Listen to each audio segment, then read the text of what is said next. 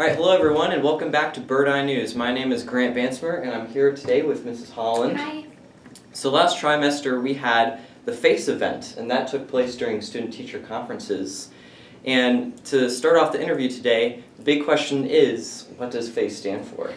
FACE stands for Family and Community Engagement. We've come from a place where it focused before solely on parents, but really we've realized that it takes more than just a few group of parents and teachers. It really is all about the family as a whole.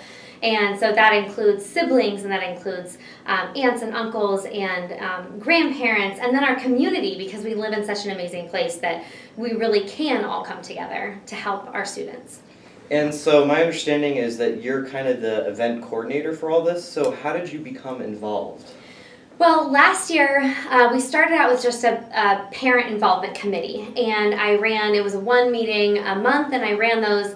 And then we realized that we kind of needed something more, and so Mary Jensen asked me if I would be interested in being the Family and Community Engagement Coordinator for this school year. And over the summer, I wanted to find out more about what that meant. And so I looked at a lot of different programs throughout the nation and what they did for family and community engagement. And that's kind of where I saw the idea for a family summit because it had happened at another school. Theirs was a little bit different, and so the idea started just growing as I started thinking about it and talking with other people. And so you're actually the person that started this entire thing? Yeah, I guess. I can't take all the credit for it because it really isn't it's a team effort with staff, and I feel like the people who are writing these articles are part of the team because I'm getting ideas from them. So tell us more about the event itself. Who was all at the event? We had a lot of people who volunteered their time. It was pretty packed at our two buildings. So we started out with wanting to make sure that we had just a lot of different areas that might be of interest for our families. And so we started out with we have a family nurse practitioner, and her nurse were here, and they offered flu shots and vision screenings. And then we looked at kind of higher education, and so we had people from NIC who were here, P-TECH was here. We also wanted to focus on the transition for students and for families who are looking into getting into the workforce. And so we had Idaho Department of Labor who volunteered their time. We had EMS was here. We had the emergency response team, which I think is similar to the EMS. We also wanted to focus on what resources are in our community that can help out with our students. So we asked Claire from the Teen Center, and she was willing to come. And we had the library, Angels Over Sandpoint. It was just a really big event. Yeah. This was kind of a last minute thing, but we offered free family photos, and I'm so glad that we did because the photos that we got, we were able to distribute right before Thanksgiving, were really special. So what we're going to do now is we're going to turn this over to Harrison, who was actually at the event, and he did some interviews with all the companies and people that were there. So Harrison, we're going to turn it to you. Eric Wright, how you doing, Eric? Bonner County EMS. Eric, what do you guys do as the EMS? So essentially, when someone calls 911, the call goes to the dispatch center, which also dispatches the sheriff's office, and they radio us and tell us there's a call, tell us where it is, and tell us the nature of the call, meaning what's happened, what kind of sickness or injury the person has, and we respond in one of our ambulances. Awesome. And I saw this vehicle. It's nothing like I've ever seen. What's the deal? So this one's different. As we just talked about, it's designed to access places where our larger trucks can't easily access. They're for road use, so this is for off-road use. So a trail, a washed-out driveway or road, some areas in the wintertime that are snowed in. Sometimes we use snowmobiles to augment our access.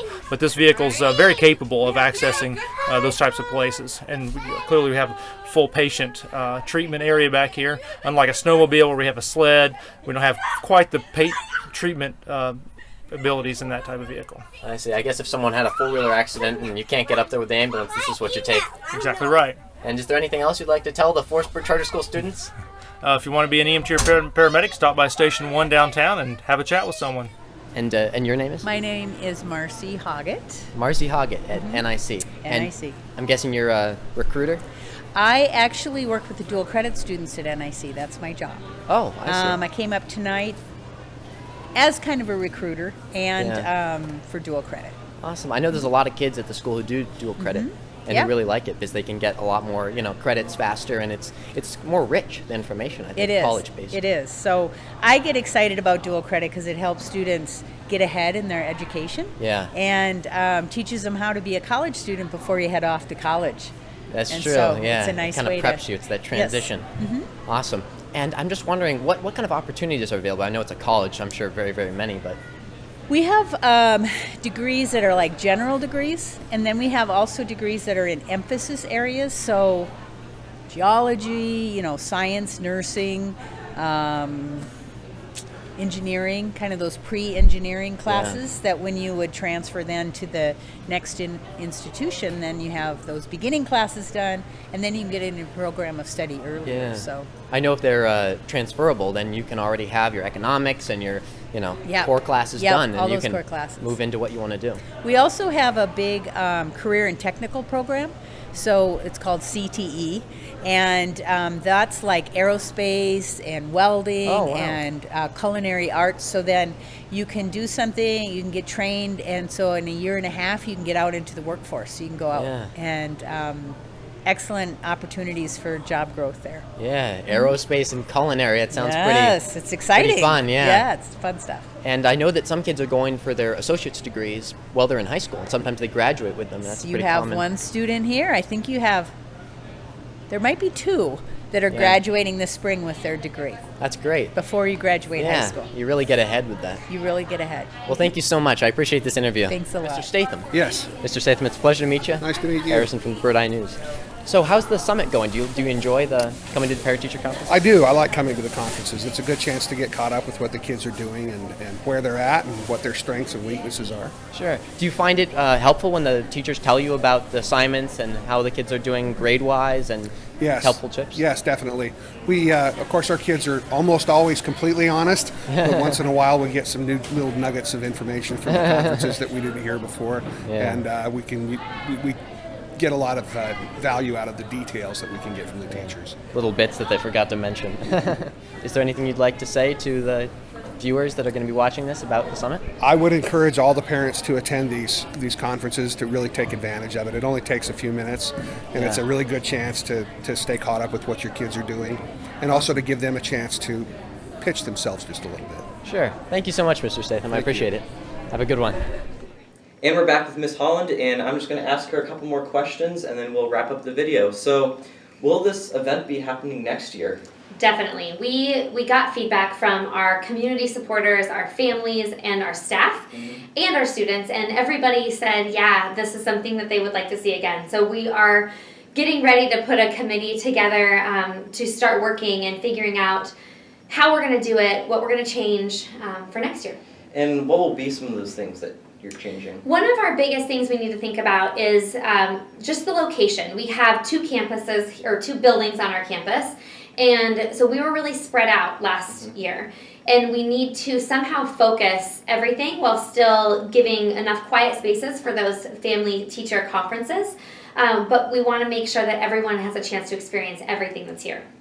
Now, one thing I would like to bring up is that at the conference there was a free meal provided, and a lot of people like that. Will that be next year? Definitely. That was really made possible because Super One gave us an amazing deal. They really wanted to get behind our school and our families, and I know that the way that they were speaking, they would be willing to help us again next year. And the other thing I have to mention is that our Forestburg Charter School Interact Club was actually there at the event. They volunteered their time, and they served all the soup, and they made some brownies, so it was pretty amazing. And they offered a chance for our families and community members who are here to donate money to Eurydice Village, which is a self-sustaining orphanage in Ethiopia. So they were able to give that money back That was worldwide. very nice of them, yeah. I heard that a few weeks ago that you went on a trip to a conference. You want to tell us about that? Yeah, I was very fortunate to go to the National Title I Conference in Philadelphia, and it was an amazing time. It was pretty cold there. Their cold is a little different than ours, but I learned so much. There were speakers there talking about family and community engagement, but also about literacy and strategies that we can do to make our schools overall just a better place for students and to improve our school climate. So I came back with binders full of notebooks that are full of notes that I'm excited to try to implement. And will any of this be put into the FACE event for next year? Yeah, it's all kind of, it really starts at the relationship level. And so a lot of these strategies are how to get to know our families and build those relationships. And once we have those relationships there, I know that events like our Family Summit are just going to be even better. And is there anything else that you would like to say to the Forest Bird student and staff? Just mark your calendars. We have it coming up again next fall. So be looking for flyers. We'll put them around town and we'll send out the word. But we hope to see you at our next Family Summit. All right, well, I want to thank you for being in this interview here today. And thank you for watching the Bird Eye News channel. And we will see you guys again in another video. Bye.